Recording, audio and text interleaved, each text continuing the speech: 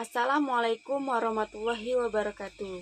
Saya Umi Tasari, MPM 2022-024, kelas A11, Program Studi Teknologi Pendidikan, Fakultas Keguruan dan Ilmu Pendidikan, Universitas Batu Raja. Saya dari kelompok 6 akan mempresentasikan beberapa penerapan teknologi pendidikan di Indonesia, yaitu Sekolah Menengah Pertama Terbuka atau SMP Terbuka. Yang akan saya bahas adalah SMP terbuka yang meliputi 1. Teknologi pendidikan dan pemerataan pendidikan, 2. Pengertian SMP terbuka, 3.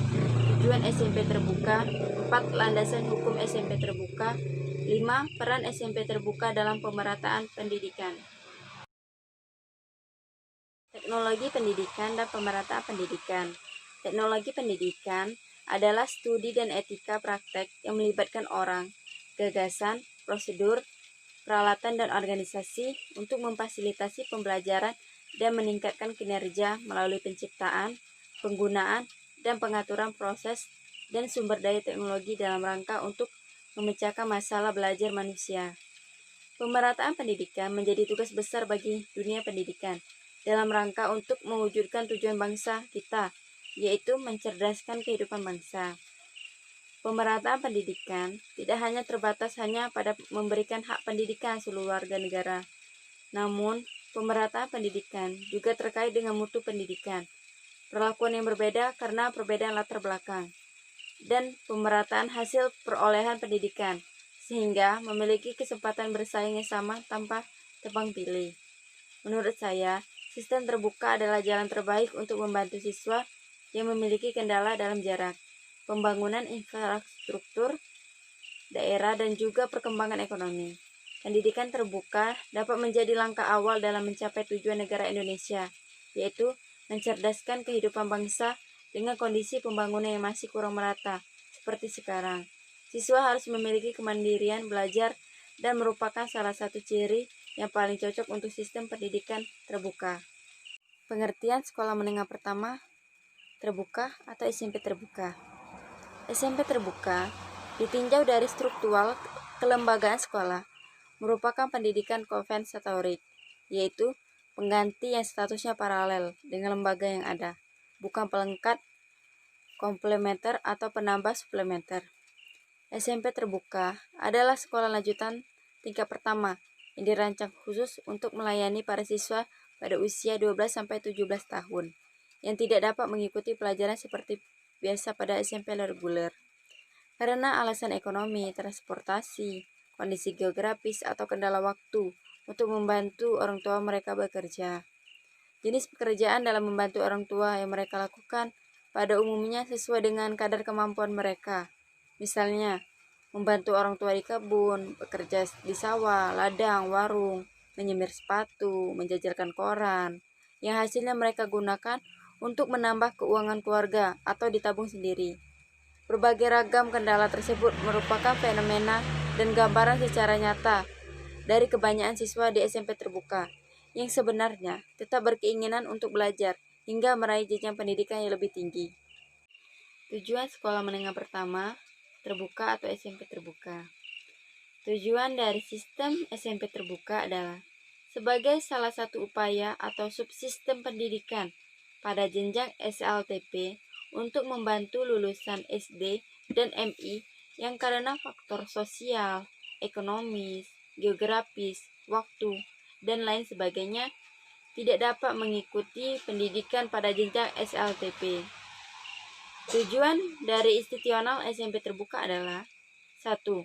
Memberikan bekal kapanpun dasar yang merupakan perluasan serta peningkatan pengetahuan dan keterampilan yang diperoleh di SD yang bisa dimanfaatkan di kehidupan masyarakat dan warga negara sesuai dengan tingkat perkembangannya.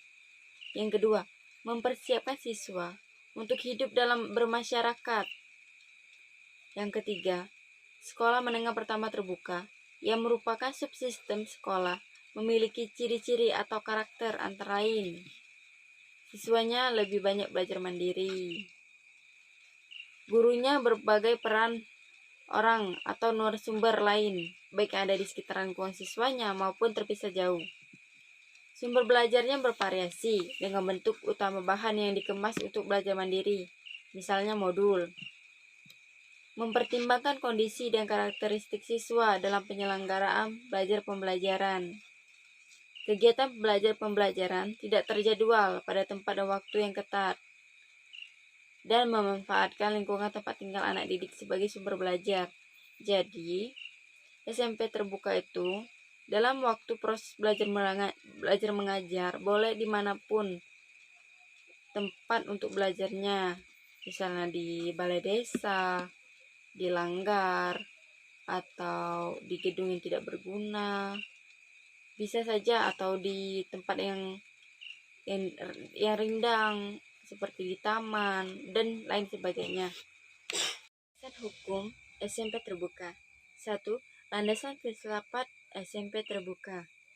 1. Pertimbangan ontologi. Gejala pendidikan yang perlu digarap secara khusus yang merupakan landasan ontologi SMP terbuka adalah adanya anak-anak SD usia 12-17 tahun yang belum memperoleh perhatian yang cukup tentang kebutuhannya dan kondisinya, dan adanya anak-anak yang belum memperoleh kesempatan memperoleh pendidikan pada jenjang sekolah menengah pertama, belum tersedianya dan termanfaatkannya sumber-sumber belajar baru. 2. Pertimbangan epistemologi.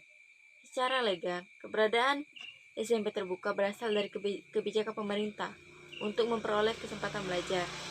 Ditinjau dari struktur kelembagaan sekolah, SMP terbuka bukan merupakan pendidikan komplementer atau suplementer, melainkan merupakan pendidikan kompensatorik.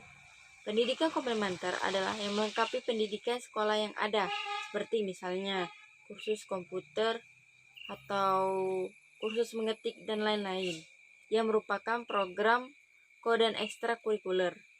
Pendidikan suplementer adalah penambahan atas lembaga yang ada, misalnya dengan mengadakan kelas jauh atau bimbingan belajar dan sebagainya. Sedangkan pendidikan kompensatorik adalah pengganti yang statusnya paralel dengan lembaga yang ada. 3. Perkembangan aksiologi. Perkembangan aksiologi maksudnya adalah yang bermanfaat untuk siapa saja. Misalnya, manfaat bagi siswa, memungkinkan bagi peserta didik untuk melanjutkan pendidikan lanjut sesuai dengan kondisi mereka. Manfaatnya bagi orang tua dan masyarakat, kegiatan sosial ekonomi tidak terganggu. Biaya dapat ditekan serta mungkin dihargainya anggota masyarakat yang mampu bertindak sebagai narasumber. Manfaatnya bagi pemerintah, dapat mewujudkan program wajib belajar 9 tahun, tidak diperlukan biaya yang besar untuk pembangunan sekolah dan pengangkatan guru baru. Meningkatkannya partisipasi dan kepedulian masyarakat terhadap pendidikan sehingga lebih meringankan tanggung jawab pemerintah. 2. Landasan teori dan konsepsi. SMP terbuka juga didasarkan pada sejumlah teori dan konsepsi tertentu. Hanya dimukakan landasan satu kerangka teori serta konsepsi pola pembelajaran. Kerangka teori yang menjadi landasan sistem SMP terbuka adalah teori pembelajaran yang bersifat preskriptif, artinya teori yang memberi resep untuk mengatasi masalah.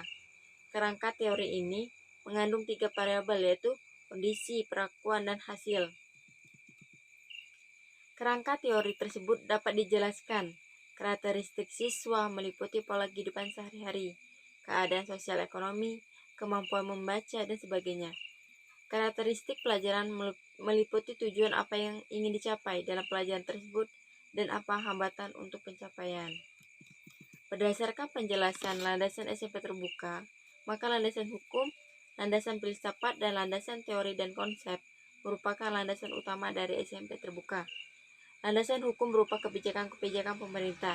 Dalam hal ini adalah wajib belajar 9 tahun. Landasan filsafat berupa landasan ontologi, epistemologi, dan aksiologi. Landasan teori dan konsep berupa landasan yang mendasari pengelola SMP terbuka untuk menerapkan metode pembelajaran dan pengembangan bahan ajar untuk peserta SMP terbuka atau proses pembelajaran. Peran SMP terbuka dalam pemerataan pendidikan. SMP terbuka telah memberikan kesempatan yang banyak bagi anak bangsa negara kita ini yang memiliki masalah dalam belajar, misalnya faktor ekonomi, geografis, umur, dan lain sebagainya. Dengan perlakuan yang berbeda dari SMP reguler atau berupa konsep belajar mandiri dan pemberian keterampilan, SMP terbuka telah memberikan keterampilan-keterampilan baru bagi para peserta didik. Dengan keterampilan tersebut telah memberikan bekal kepada alumnus SMP terbuka untuk mengabdi kepada masyarakat, bangsa, dan negara. Baiklah, mungkin itu saja yang dapat saya sampaikan dan saya presentasikan. Apabila ada kekurangan atau kesalahan dari penjelasan saya tadi, saya minta maaf kepada Allah, saya mohon ampun. Saya akhiri, wabillahi taufiq wal hidayah. Wassalamualaikum warahmatullahi wabarakatuh.